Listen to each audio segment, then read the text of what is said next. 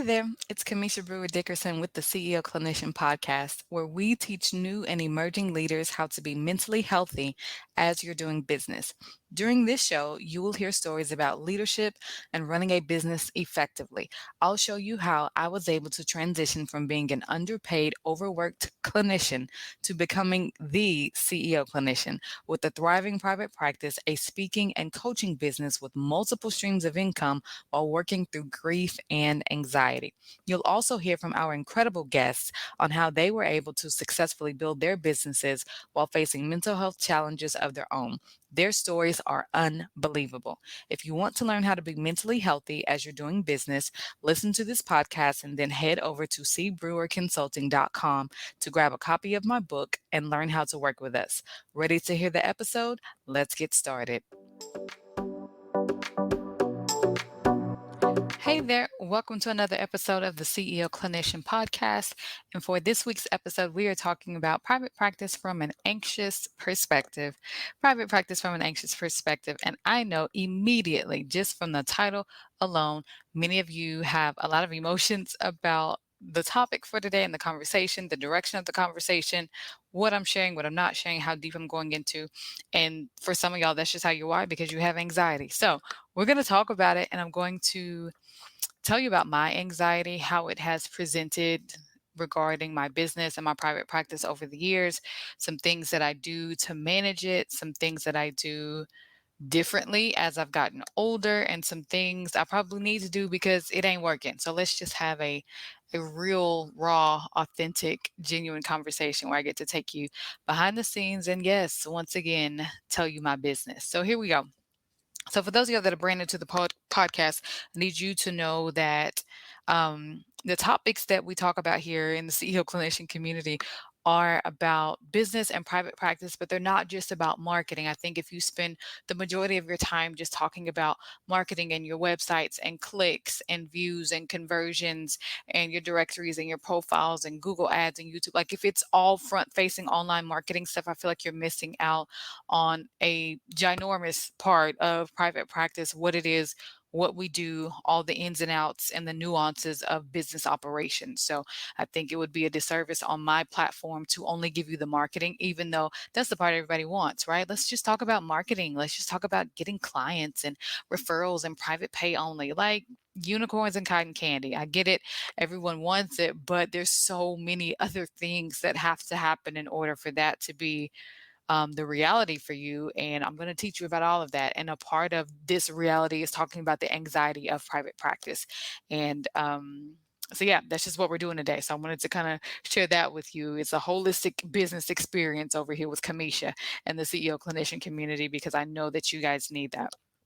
So when it comes to anxiety, I have been very, very anxious since I was about 6 years old. Like, I actually remember my first panic attack. I was about 6 years old, and it was a conversation with my mom, and we were talking about separation and just all the things, and it just triggered a complete physiological response. And from that moment on, I was never the same because, that's just how anxiety works. You feel it, and then you start being anxious about being anxious, and it presents like this weird meta anxiety or whatever.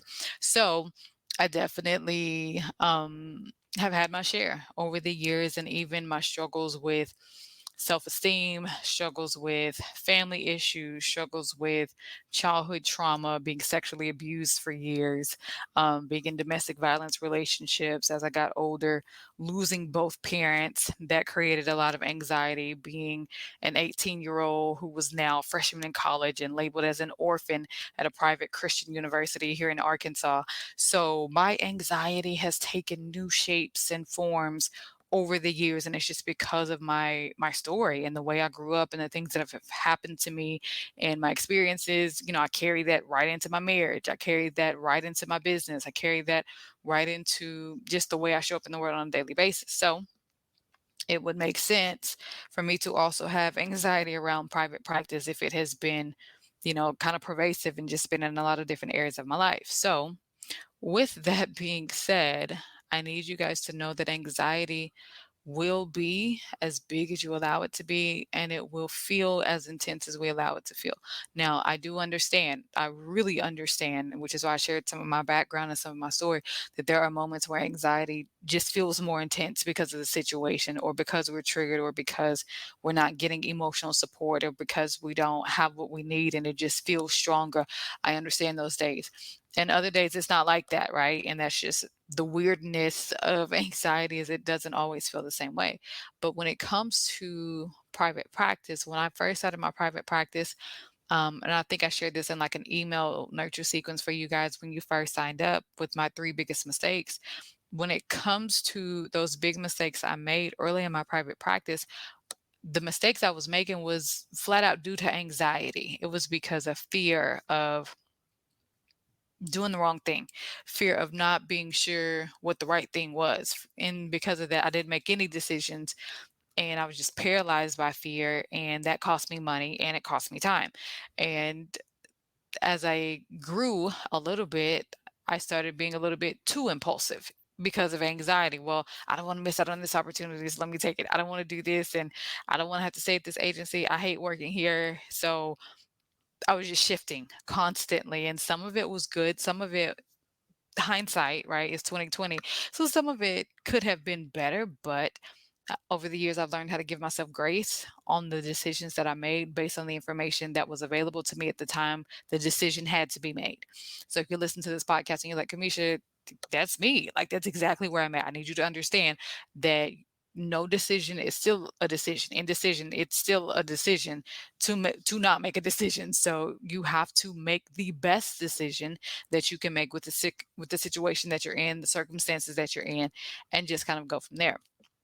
So early in my practice, one of the things I was doing was struggling to make decisions and time it right, but I was also undercharging for my services. And because I was undercharging for my services, I ended up seeing a lot of clients that were not ideal clients. They were not a good fit. I was taking anybody with a heartbeat. I was partnering with other clinics who had overflow of clientele.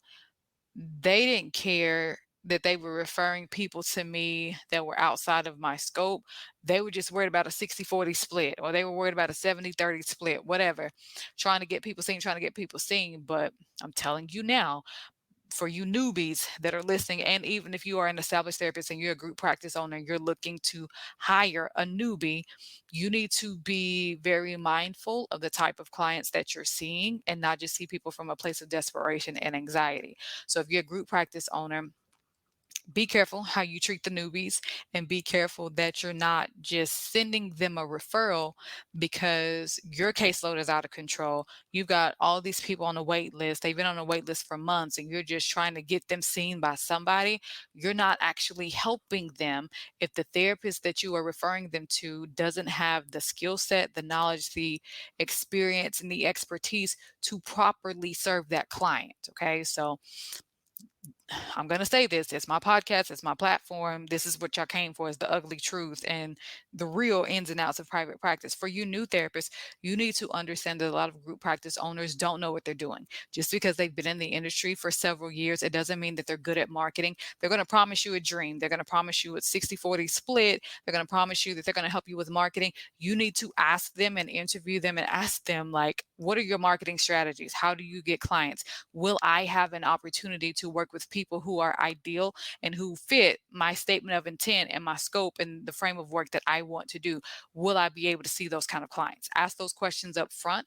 And if the answers are no, you need to get your anxiety in control, like under control and in check, and don't work for that group practice, because you're going to get stuck, you're going to get burned out, and you might leave the field depending on how they handle you at the group practice. So there's your nugget for today as far as how to screen group practice owners, because a lot of them don't know what they're doing and they're just not good business owners.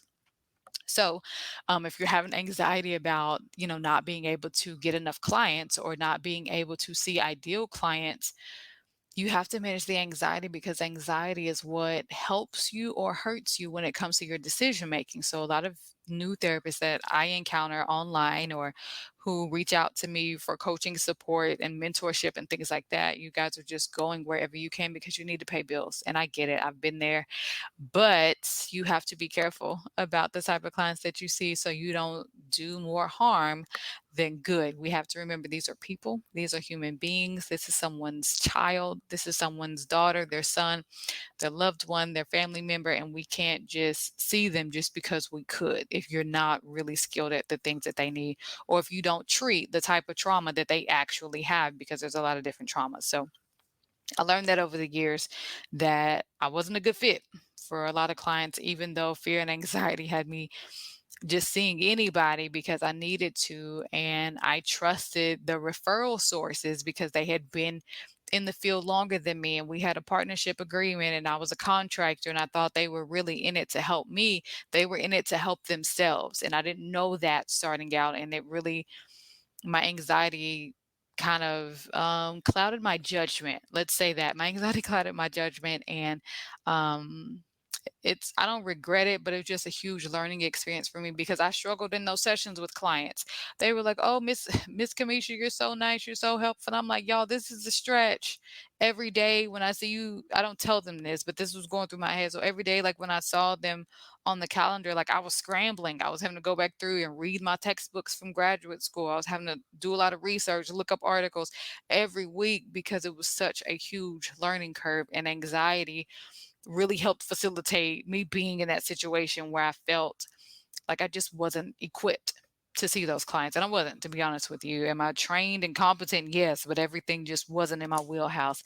And that was the truth. So another thing that created anxiety for me in my practice, in addition to just, seeing people that were outside of my scope, um, being scared, being fearful, taking a long time to make decisions, but undercharging undercharging was a huge one because I didn't know how to set my rates. And so I think my first private pay clients, I was charging like $85 an hour, which is, y'all listen to me, this $85 is not a terrible rate for private practice. So if you're comfortable and you want to be private pay and you want to get $85 cash and not have to wait for insurance payouts for a few days, then baby, take the $85. Don't let other therapists out here in the industry shame you into feeling bad about yourself and what you're not making in your private practice. Everybody's not going to make 250 an hour doing a therapy session. They're just not. There's a lot of factors that go into private pay and insurance. I did that on a previous episode, so y'all scroll back and check that one out. But if $85 works for you, stay at 85. It didn't work for me at the time because of the population I was serving and the goals that I have for my own life. Like whenever you set your rates, and those of y'all that work with me, this is module 2 of the program Private Practice Ready on Compensation Made Easy. Like your rates have to make sense with your bills and how much you need to survive, how much you need to pay your business expenses, how much you need to pay for your taxes, your malpractice insurance, like all those things have to make sense. And so you have to be able to manage your anxiety in a way where you can still make those business-based decisions and things make sense. And I know that sometimes things get scary. The economy, it's shaky, it's up and down, and you're like, well, what if people don't pay me? And what if this or what if that? I understand that, but that's why we in the CEO clinician community, we teach you guys how to build out a solid business model where you have multiple streams of income always. So if therapy clients are slow, then you can leverage your speaking engagements. If speaking engagements are slow, then maybe you run groups in your private practice. If all of that is slow, then maybe you write a book and you just focus on book sales and you focus on going to events to sell your books. Like there's so many different options for building out a solid business model that increases your marketing. It's still on brand and it helps you really manage your anxiety. So with all of that, the pricing, the decision making, seeing clients who are not ideal, just constantly being anxious, I have learned over the years that my anxiety, it has just evolved. I don't think it has gone away. And honestly, y'all, I've done a lot of work. I've been in therapy, off and on most of my adult life.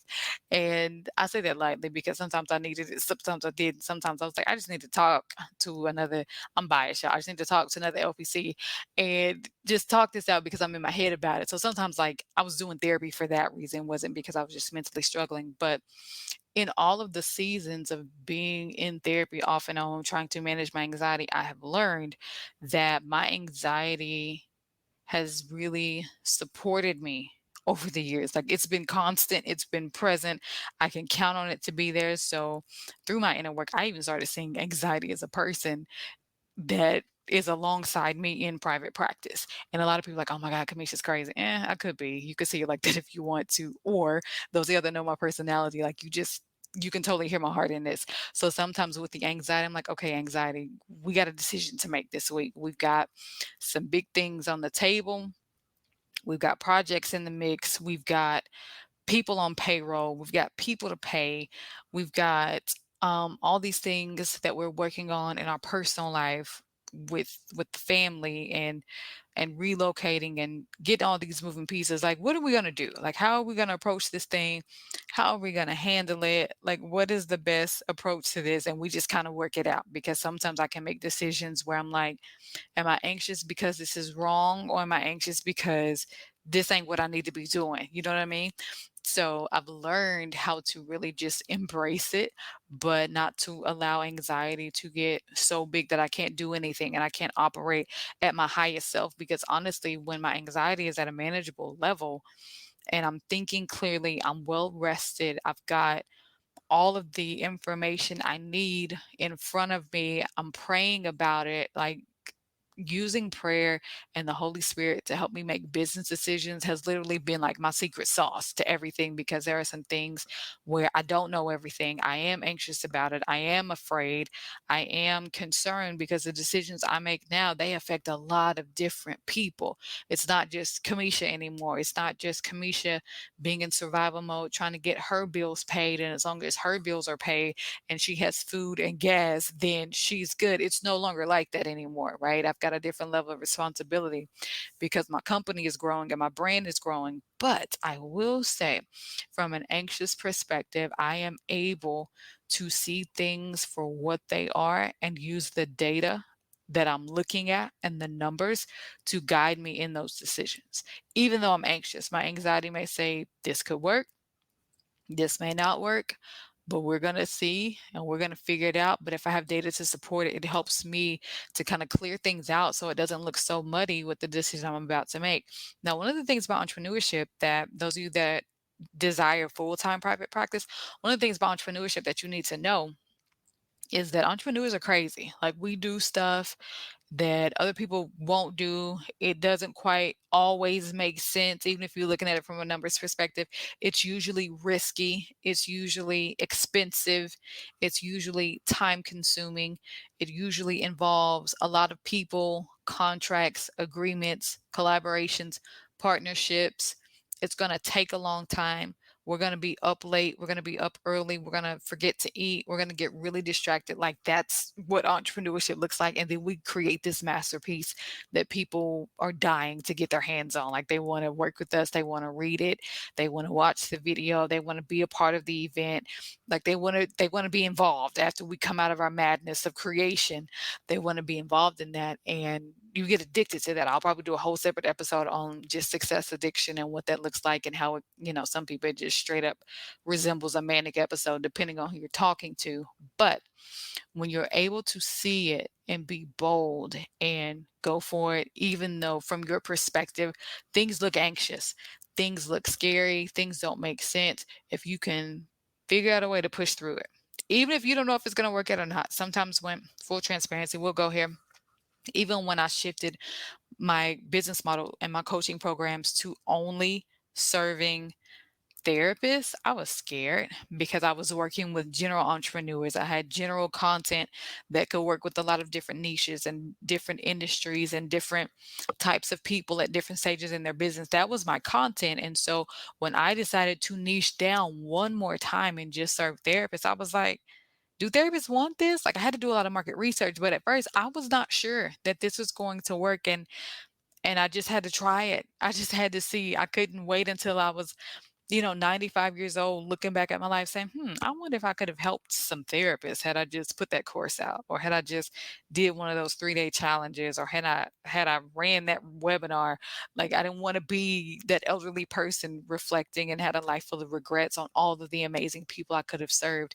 And my anxiety was strong enough to keep me from doing that. So My encouragement to you this week, even though you're in private practice or you're desiring to transition into private practice and you are viewing business and marketing and sales and strategy and budgeting and taxes and all the things, you're looking at those things from an anxious perspective. I need you to know that you can do this and you just have to push past it, and gentle push. I'm not saying push past it, anxiety is going to go away. It's probably not, but you can make it smaller by making yourself bigger and growing in your confidence. And that's what I do. I teach new therapists how to be confident in their ability to run their business by teaching you guys how to set up, structure, market, and scale your practice without relying on directories or paid ads. And I can teach you how to do it in 60 days. So I hope this week has been helpful for you. Those of you guys that are very anxious about private practice, you can do this, and I'm here to help you. My team is here to help you. We would love to support you. We've got links and resources in the description below for this week's episode. Read through everything. See if you're interested. If you want to work with me, we've got the link available for us to have coffee, and we can get you started in 24 hours, and we can have you signed up and get your practice built in 60 days. So thank you guys so much for listening to the podcast this week. Thank you for subscribing, all the downloads, all the reviews. Thank you. Thank you for sharing it out, and we will see you next week for another episode.